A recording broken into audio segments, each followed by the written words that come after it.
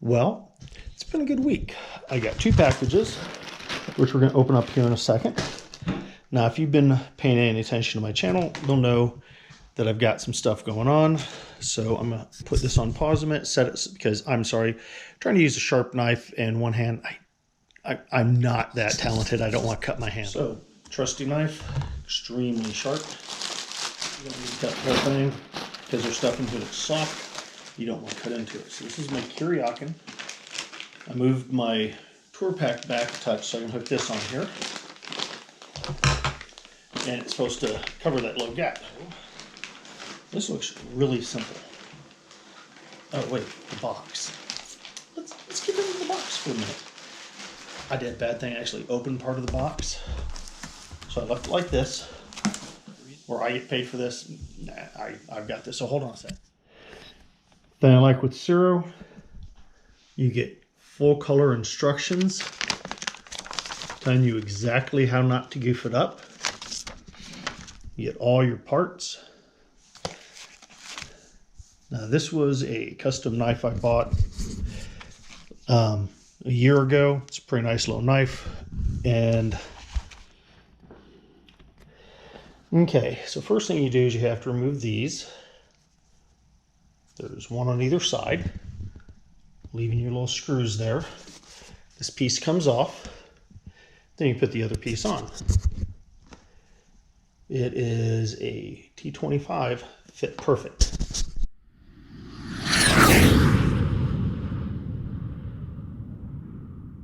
Well, before you start any job, make sure you have your tools set.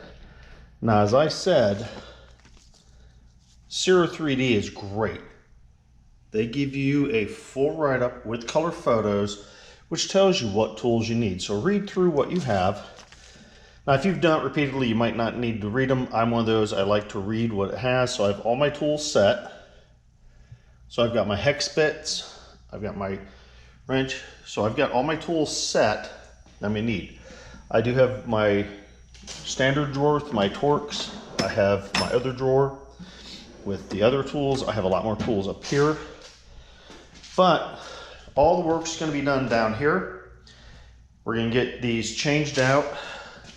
So well, the thing with Ciro 3D, they thank you for your purchase. I very much appreciate that, and I hope you guys appreciate that I am sitting here putting it together. I already pulled out the tools I need. Got the parts that I'm not quite ready to work on. Parts I'm working on, a knife so I can open them up. Let me show you a little bit better on the knife here. Well, the instructions say that there's supposed to be a nut on the other side, but after talking with Ciro, I find that because it's a trike, it is just bolted directly into, so I don't have to worry about the nut. So these are the 2 bolts, or the 2 Allen pieces that I need to get out, and I will work on those, and I'll be back in a minute. Well, right under here, you need your Allen, and it is a 5/16. You just put it in there. Okay. This bolt, pain in the backside, that bolt, no problem. This is the bolt that gets replaced. I need to tighten it down a bit more.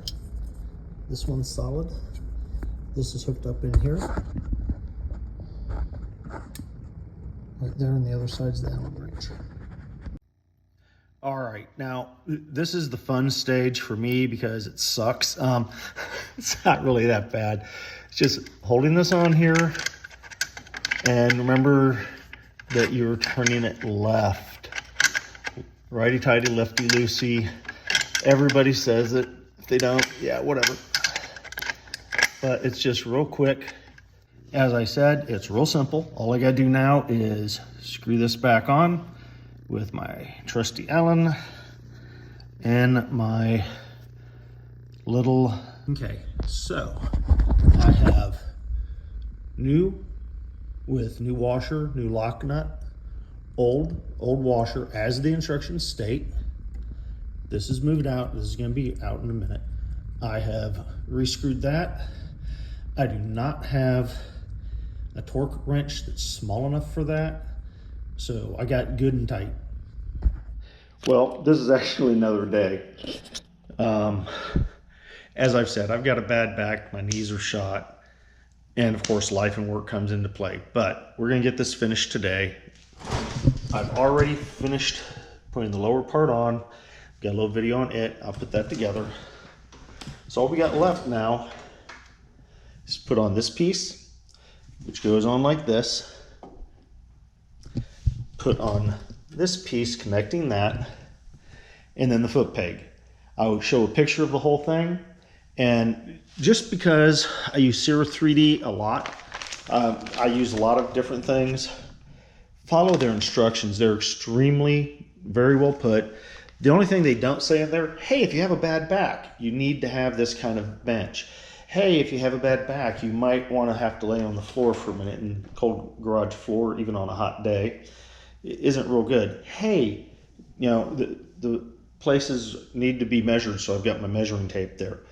Sometimes it's going to take a little more pressure to get those off because Harley put them on with enough Loctite to secure them forever, and you don't need quite that much, but we're going to make this work.